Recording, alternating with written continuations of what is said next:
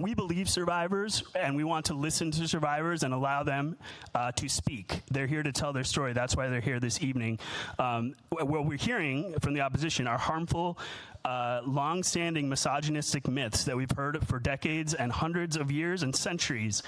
Misogyny that women who tell their story and bravely stand up are lying, that they're not telling the truth, and that for some reason they are making up a story to game the system or somehow be dishonest for their own self-gain. This is quite frankly an offensive statement to make, and we have heard, as Lucy just stated, we've heard from our sister states that have had this law for decades and decades, that there is no barrage of false claims flooding the court. We talked to legal aid attorneys from the Harvard Legal Clinic in Massachusetts who say these cases hardly ever are litigated in court.